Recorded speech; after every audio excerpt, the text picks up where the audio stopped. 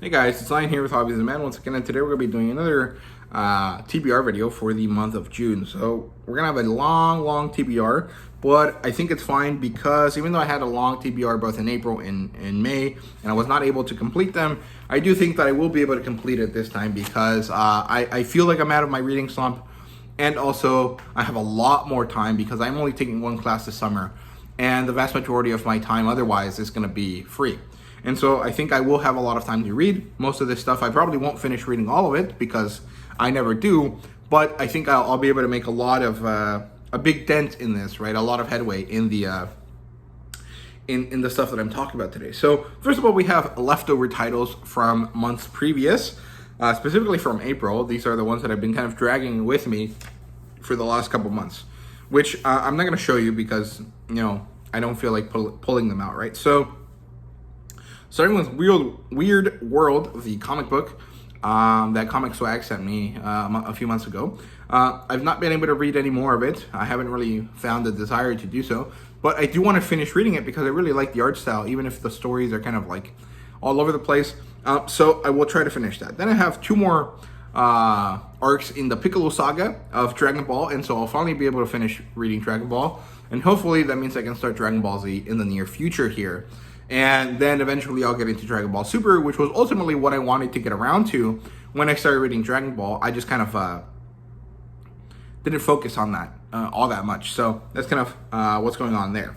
Then I have to reread and then finish reading Yagan. I've been dragging this for a few months, but I will actually try my best to actually get through it and at least get half of the story done. So at least the first 7 volumes or whatever that entails in arcs, I'll try to get at least that much done this month, and if not, well, maybe I'll drop Yagan for now and focus on other things because I do want to really read it, but since I haven't completed, I don't feel like I'm in a rush, and also since it's in Spanish, it's a little bit harder to read, even though I am kind of fluent in Spanish and English. My reading comprehension level in Spanish is significantly lower just because it was not a skill that I ever really tried to develop, just because, you know, I grew up in the U.S., and so reading in Spanish was a skill that kind of stopped being important around 4th grade, maybe 5th grade, and so I never kept up with it until recently when I was like, you know, I should read things in other languages and see what things I can find that are not available in English. And so sometimes it makes it harder, especially with stuff that is a lot more serious, like Yagan is. It kind of has a lot of terminology and stuff that kind of feel awkward for me to read. So yeah, but I will try to at least get halfway through Yagan this month. And then Fire Force, I am definitely going to read the Fire Force Omnibus 2, and hopefully I'll be able to collect 3 and 4 this month, and maybe I'll read them, maybe I won't. I really don't know. I don't really have a set schedule for that. I don't really mind taking a long time with it, but I do want to finish reading what I have just so I can put it on my shelf and kind of assess what things I need to get rid of and what things I need to move, right, for the near future.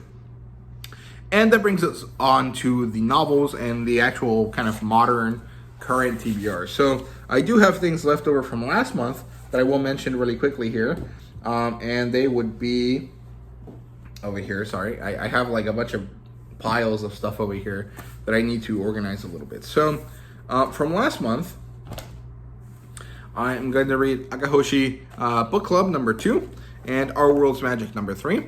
And I've talked about these before, and I've reviewed some of them on the channel, so you guys can check those out if you're interested in knowing more about them.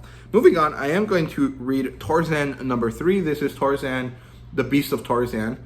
And this, I think, is a short story collection talking about some of the animals that Tarzan grew up with, and also introduces Tarzan's first child, and maybe only child, who eventually becomes this character known as Korak the Killer. And basically it's a way to introduce another Tarzan into the equation and, you know, kind of develop the story of Tarzan after initially Edgar Rice Burroughs basically was done with Tarzan after the second novel. His story kind of wraps up and there really is nowhere else to go. But then I think Tarzan just proved to be a very popular character, so Edgar Rice Burroughs had to pull something out of his sleeve and find a way to make Tarzan important again. So they decided to give him a kid and made his kid into an adventure in and of itself, right? So yeah, and then we have Louis L'Amour's Flint. This is the first Western novel that I'm ever going to read, and I don't know if it's the best one to start with, but I know Louis L'Amour was a pretty important you know, Western writer. And I think in my haul video, I mentioned that he might not be dead. No, he's been definitely dead for like the last 10 years. But his series are so iconic and so meaningful that they keep coming out in new editions quite often. And I've seen a lot of different Louis L'Amour books just kind of cycle through on Walmart. So if I like this one, I'll end up buying more of them. But the reason I'm reading this is because I wanted to take part in this event called Tune on the Range by Michael K. Vaughan, who does who has a small booktube channel that mostly focuses on pulp and Western type stuff. And so I wanted to join his event. I'm not gonna like actively join his event, but I will make a video that has Tune on the Range on the title and talk about this book specifically, right? So there you go, that's Flint. Let's see what this is about. It's about some dude that left the West at the age of 17, moved into the East, and then he has a cancer, so he goes back to the West to die alone, and somehow ends up, you know, doing situations that kind of get crazy and make the main character have to, you know, take up his gun and his mantle as a meaningful, you know, sharpshooter of the West. And it sounds pretty cool and pretty interesting. So there you go. That's the novels for this month. And let's move on to the comic books. Now, I actually forgot to pull them out, so I'm just going to mention them since I have mentioned them before. So first of all, I'm going to read all of the 12 issues of Rogue Sun, and I'm going to try to review them on the channel. And then I'm also going to read The Forged again, which is a comic book series that I've been talking about in my wrap-up videos for the last 3 months. And alternatively, if I don't get around to those, I'll try to actually read the Titan United's issues, both the first initial series of 7 issues, and then Titans United Blood Pact, which is a second series of 6 issues, and review those on the channel as well, just so I can finish reviewing everything that's in my long box, and kind of feel good about that, right? So, yeah, and that's it for the comic books. Sorry I didn't show them to you guys, but, you know, that's what they are. So, yeah, moving on to the manga here, I have some stuff from last month that I wanted to finish reading, which would be Shy number 2, which I actually didn't even start reading at all. And then Kaiju number 8, number 6, which is one of my favorites. I really love the cover. And then Eden Zero numbers 20 and 21. And hopefully I'll catch up to the series and get 23 and 24 that I think comes out this month. And be caught up with Eden Zero because I'm a bit behind. But I'm very excited about this. I'm pretty sure that stuff gets really, really serious in this part of the story. And I'm very excited to see what happens there, right? So, yeah.